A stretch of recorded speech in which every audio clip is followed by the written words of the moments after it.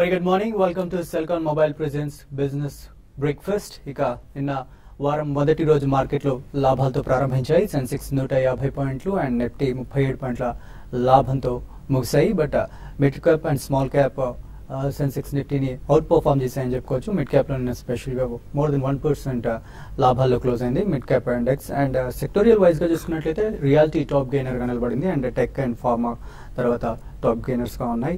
రాత్రి American markets positive గానే close అయ్యాయని చెప్పుకోవచ్చు. నిన్న యూరోపియన్ మార్కెట్లు మిక్స్డ్ గా క్లోజ్ అయ్యాయి అండ్ ఏషియన్ మార్కెట్స్ ఉదయం కూడా ప్రస్తుతానికి మిక్స్డ్ గానే ట్రేడ్ అవుతున్నాయి. ఎస్జిఎక్స్ నిఫ్టీ ఫ్లాట్ గా ట్రేడ్ అవుతుంది. So more than global cues internal మన రిజల్ట్ సీజన్ కాబట్టి ఇండియన్ క్యూసే మార్కెట్ ని డ్రైవ్ చేస్తున్నాయని చెప్పుకోవచ్చు. నిన్న కూడా స్పెషల్లీ రిలయన్స్ మార్కెట్ ని పాజిటివ్ గా ఉంచిందని చెప్పుకోవచ్చు. వేరే ఎందుకంటే నిఫ్టీలో మనం బ్రెడ్ చూసుకున్నట్లయితే హాఫ్ ఉంది. 25 స్టాక్స్ లాభాలు అంటే 25 స్టాక్స్ నష్టాలు అనమాట. సో ఓవరాల్ మార్కెట్ కన్నా కూడా స్టాక్ బేస్డ్ పర్ఫార్మెన్స్ కనిపిస్తున్నట్టుగా మార్కెట్ లో మనకు తెలుస్తుంది ప్రస్తుతం. ఇంకా మరింత విశ్లేషణ అందించడానికి మనతో పాటు బాలా గారు అండ్ సుందర్ గారు ఉన్నారు. అండ్ ఆఫ్ కోర్స్ ఇవాళ ట్యూస్డే కాబట్టి మనకి mutual fund expert and personal finance expert certified financial planner Balaraj garu కూడా ఉన్నారు. సో మ్యూచువల్ ఫండ్ కి సంబంధించి కానీ పర్సనల్ ఫైనాన్స్ కి సంబంధించి కానీ మీకు ఎలాంటి డౌట్లున్నా కాల్ చేయండి.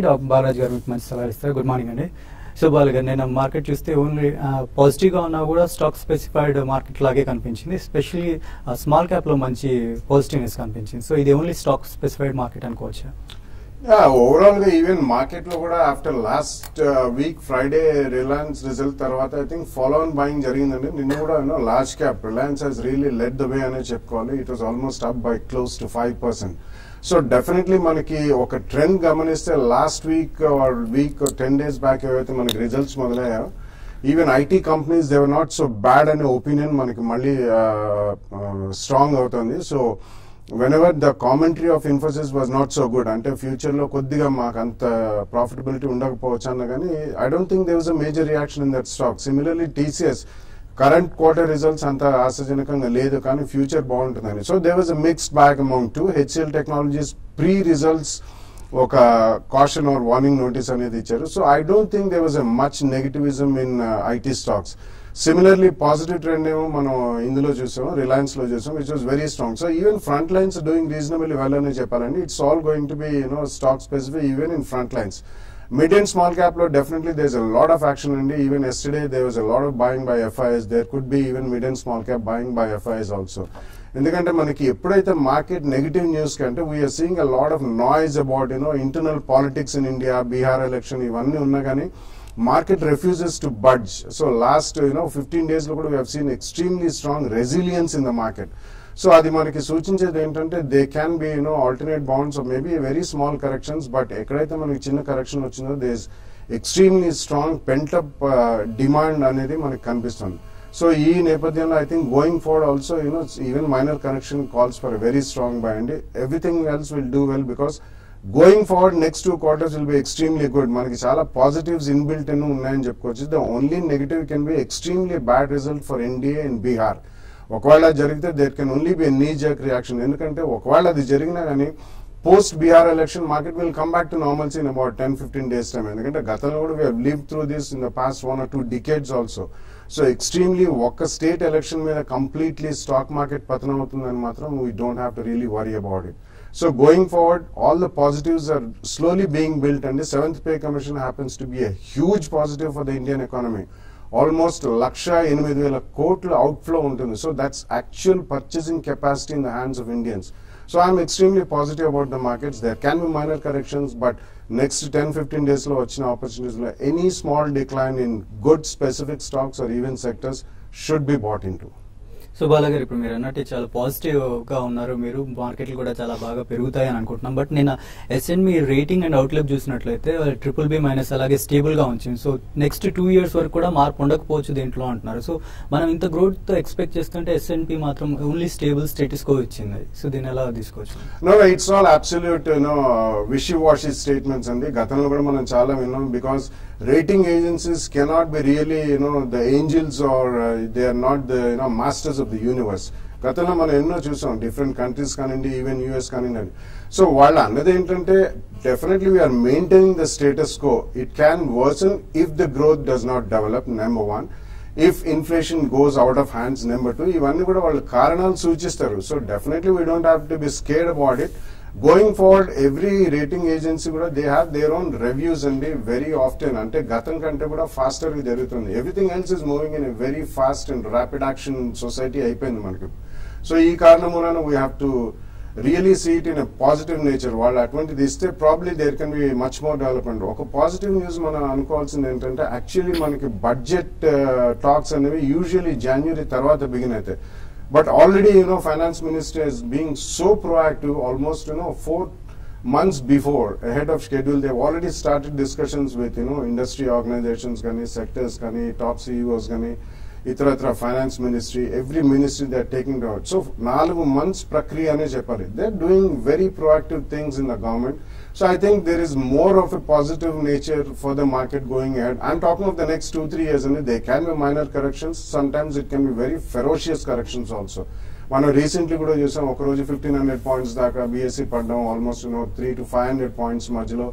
There are very ferocious corrections, but immediately market has bounced back. Yes. So ఈ కారణం వలన every decline calls for a buy, and one should have a 2-3 year view. చాలా మందికి ఈ నెగటివ్స్ ఎక్కువ మైండ్ లో పడిపోతుంటాయి. ఐ మీన్ అండ్ ఒక స్టేట్మెంట్ ఉందండి మార్కెట్ లో, people have lost more money waiting for the correction than the correction itself. So generally that happens. It has been happening for decades. It will continue to happen for decades. Only the bold will really come out in flying colours and flamboyance. So definitely every decline calls for a buy. Okay. So Sundar garu, so market ఇవాళ ఎలా ఉంటుంది technical గా? Market overall గా short term గానీ medium term గానీ positive గానీ ఉండే అవకాశాలు కనిపిస్తుంది. ఎందుకంటే గత కొన్ని వారాలుగా చూస్తే కనుక 7600 నుంచి చాలా slow and steady up trend, ఒక మేజర్ కన్సాలిడేషన్, ఒక స్ట్రాంగ్ మీడియం టర్మ్ బేస్ కూడా ఏర్పడింది. మార్కెట్ సిస్టమేటిక్ గా స్లో అండ్ స్టడీగా హయ్యర్ టాప్స్ హయ్యర్ బాటమ్స్ కూడా ఫామ్ అవుతుంది. ప్రతి అప్ మూవ్ లోనూ చిన్న చిన్న కరెక్షన్స్ కూడా రావడం జరుగుతుంది. సో ఇది ఒక హెల్తీ ట్రెండ్ గానే అనుకోవచ్చు. ప్యాటర్న్స్ కూడా పాజిటివ్ గానే ఉందనుకోవచ్చు. మార్కెట్ లో కాకపోతే మనం చూస్తున్నాము, లాస్ట్ 1 or 2 వీక్స్ గా ఎఫ్ఐస్ ఈక్విటీస్ లో బై చేశారు, కానీ ఇంకా అగ్రెసివ్ గా ఇండెక్స్ లోను స్టాక్ ఫ్యూచర్స్ లోను ఎంటర్ కాలేదు. ఒక పక్క డొమెస్టిక్ ఇన్స్టిట్యూషన్స్ కొంచెం మధ్య మధ్యలో అమ్మినప్పటికీ ఈక్విటీ సెల్లింగ్ అంతా కూడా ఫారిన్ ఇన్స్టిట్యూషన్ ఇన్వెస్టర్స్ బాగా అబ్జర్వ్ చేశారు. సో ఇది కూడా చాలా పాజిటివ్ ట్రెండ్. కాకపోతే వాళ్ళు ఇండెక్స్ ఫ్యూచర్స్ లో కానీ స్టాక్ ఫ్యూచర్స్ లో కానీ ఎంటర్ అయ్యారంటే కనుక మార్కెట్ లో ఒక ర్యాలీ వచ్చే వస్తుంది. కాకపోతే మన లాస్ట్ ఫ్యూ వీక్స్ గా మార్కెట్ కొంచెం బాగా పెరిగింది కాబట్టి 600 పాయింట్స్ 700 పాయింట్స్ వరకు నిఫ్టీ పెరిగింది కాబట్టి ఈ లెవెల్లో కొంచెం మైనర్ కన్సాలిడేషన్ వచ్చే అవకాశం ఉంది. బహుశా first week Bihar elections result వచ్చేంత వరకు మార్కెట్ ఒక కన్సాలిడేషన్ లో వెళ్లే అవకాశం ఉంది. ఇవాళ మార్కెట్ చూస్తే కనుక 8300 దగ్గర కొంచెం రెసిస్టెన్స్ కనిపిస్తుంది. ఏమాత్రం కనుక ఈ లెవెల్ కనుక దాటిందంటే కనుక 85 వరకు కూడా వెళ్లే అవకాశం ఉంది.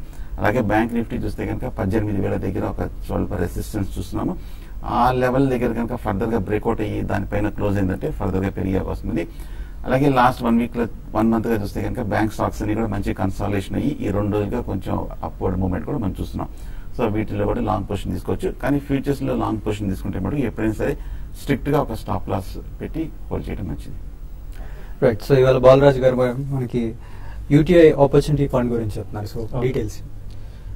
యూటీఐ ఆపర్చునిటీస్ ఫండ్ వచ్చేసి లార్జ్ క్యాప్ ఓరియంటెడ్ ఫండ్ అండి. అండ్ BSE 100 కి బెంచ్ మార్క్ అయిన ఫండ్ 2005 లో స్టార్ట్ చేశారు. So almost 10 years track record ఉంది ఈ ఫండ్ కి. అండ్ ఈ ఫండ్ లో ప్రిడామినెంట్ గా లార్జ్ క్యాప్ స్టాక్స్ లో ఇన్వెస్ట్మెంట్ చేస్తారు. And minimum 80% will go in to large cap stocks and up to 20% mid cap లో ఇన్వెస్ట్మెంట్ చేస్తారు. అండ్ చాలా అరుదుగా 1000 crores మార్కెట్ క్యాపిటలైజేషన్ ఉన్న స్టాక్స్ లో ఇన్వెస్ట్మెంట్ అవుతుంది. అండ్ జనరల్ గా మిడ్ క్యాప్ స్టాక్స్ పికప్ చేసేటప్పుడు 4000 to 12000 మార్కెట్ క్యాప్ బ్యాండ్ ఏమైతే ఉంటుందో అలాంటి స్టాక్స్ లో మిడ్ క్యాప్ స్టాక్స్ లో ఇన్వెస్ట్మెంట్ చేస్తారు. అండ్ ఈ ఫండ్ యొక్క పోర్ట్ఫోలియో గ్రాడ్యువల్ ఎకనామిక్ రికవరీని క్యాప్చర్ చేసే విధంగా బిల్ట్ అయి ఉంది. అండ్ ఒకవేళ ఎకనామిక్ రికవరీ కనుక స్లగిష్ గా ఉంటే ఒక హెడ్జింగ్ పరంగా ఒక హెడ్జింగ్ చేయడానికి కొన్ని సెక్టర్స్ లో ఏదైతే వాల్యుయేషన్స్ మోడరేట్ గా ఉన్నాయో like roads, IT, light engineering and consumer discretionary అలాంటి స్టాక్స్ లో కొద్ది percentage of the portfolio allocate చేసి ఉందన్నమాట. అండ్ టాప్ సెక్టర్స్ వచ్చేసి financial, automobile, technology, construction and health care. And top holdings వచ్చేసి HDFC Bank, Infosys, Axis Bank, Maruti Suzuki, Tata Consultancy Services. And last 1 year లో చూస్తే 7.13% return ఇచ్చింది fund. 3 years లో 15.42% return, and 5 years లో 10.9%, and 10 years లో 15.5% return, and since last 10 years గా little over 10 years 16.4% compounding return ఇచ్చింది fund. And ఎవరైతే 1 lakh investment చేస్తున్నారో 10 years బ్యాక్, ఇప్పుడు as of now the value is 4 times increase అయింది. 4.73 lakhs is the current value. So అయితే ఇది conservative large cap fund అండి. It's not an aggressive.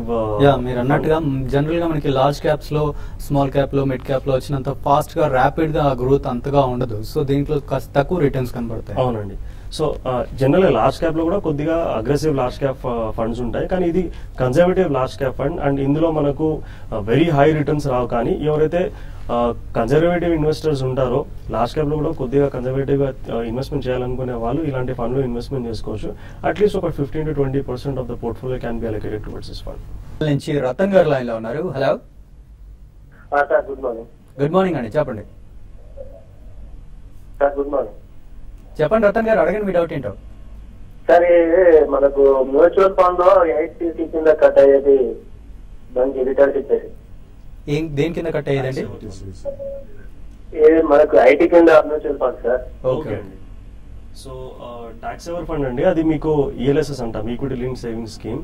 So దీంట్లో మీకు 3 year లాక్-ఇన్ పీరియడ్ ఉంటుంది. మీరు ఎంతైతే ఇన్వెస్ట్మెంట్ చేయాలనుకుంటారో 2 ఫండ్లు మీరు స్ప్లిట్ చేసి ఇన్వెస్ట్మెంట్ చేసుకోవచ్చు. దానికి Birla Sun Life 96 fund and ICICI Prudential tax fund, 2 consider చేయొచ్చు అండి. నెక్స్ట్ విజయవాడ నుంచి శ్రీనివాస్ గారు లైన్ లో ఉన్నారు. హలో. హలో సార్, నమస్తే అండి. చెప్పండి. సార్, నేను SBI maximum mid cap regular fund కడుతున్నానండి.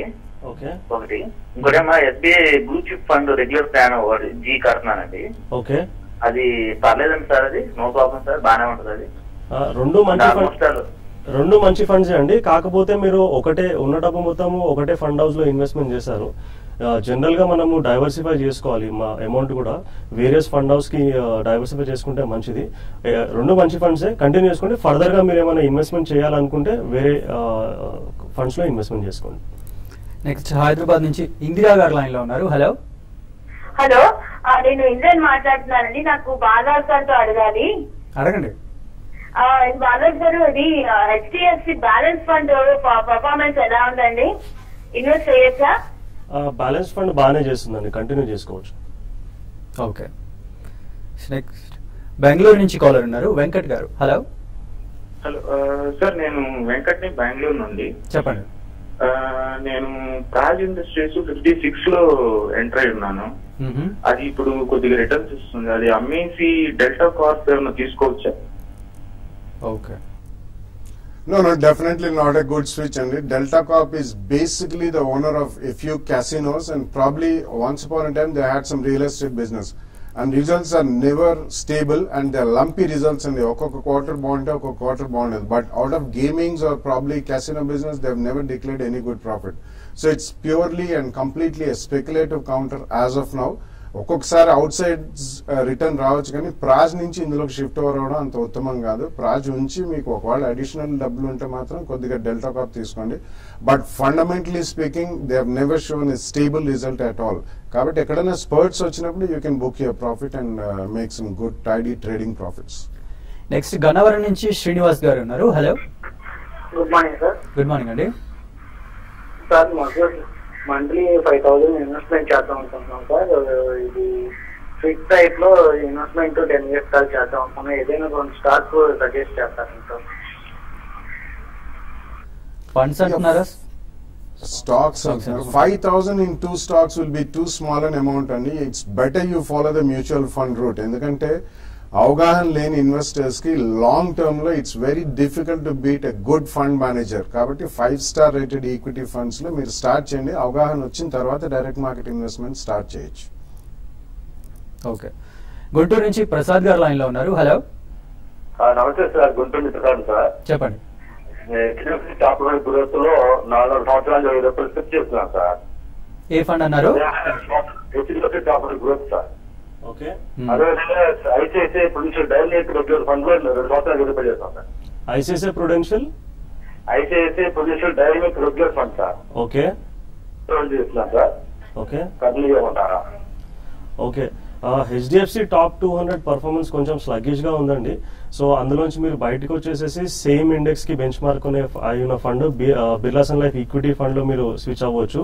And ICICI Prudential dynamic plan last 1 year లో కొద్దిగా పర్ఫార్మెన్స్ స్లగ్గిష్ గా ఉంది, కానీ ఇప్పుడు ఉన్న పరిస్థితుల ప్రకారము పోర్ట్ఫోలియో కొంచెము మార్చారు. అండ్ ఇక్కడ నుంచి కొంచెం మంచి పర్ఫార్మెన్స్ రావడానికి అవకాశం ఉంటుంది, కంటిన్యూ చేసుకోవచ్చు దాన్ని మీరు.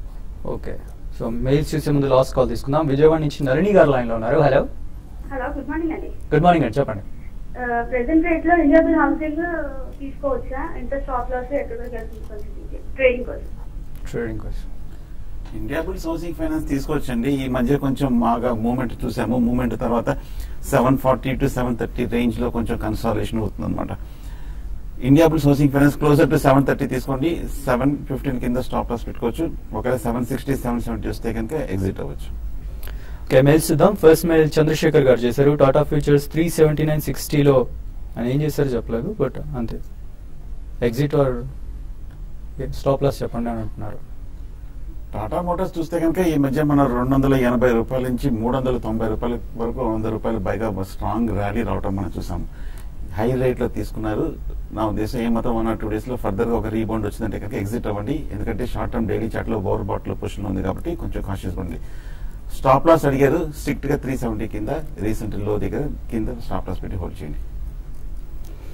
నెక్స్ట్ సుధాకర్ రావు గారు మెయిల్ చేశారు. గతి రిజల్ట్స్ బాలేవు కదా, సో లాస్ బుక్ చేయమంటారా అని అడుగుతున్నారు. Yeah, Gati, we have been saying for past few days and or almost more than 2 quarters. Adi chala sharp ga perigin stock last 12 to 18 months lo almost 3 to 4 times perigin stock without actually based upon fundamentals. So aa karanamulana meeru okala spurt vachinappudu meeru andulonchi bayatapadi you can even invest in something like Aegis Logistics or Snowman, which are, I think, better and a strong business base rather than Gati. Gati probably may do well over the next 2-3 years, but run-up was extremely fast and not a fair value. So అలాగే Bata by చేయొచ్చు అని అడుగుతున్నారు. If you have a 2-year view, definitely Bata would be one of the finest stocks to own, and not only retailing and footwear, itaratra vallu brand extension anedi annitlo chestunaru. So definitely it's almost a zero debt company with a strong brand value. 2 years meeku view unte kanaka 2 price points lo with a 10 to 12% correction konachu. Next Pavan garu mail చేశారు. ఆయన GMR infra 13 rupees 50 పైసలో 3000 shares hold చేస్తున్నారంట. సో ఏం చేయమంటారు అని అడుగుతున్నారు. Holder cell అని అడుగుతున్నారు.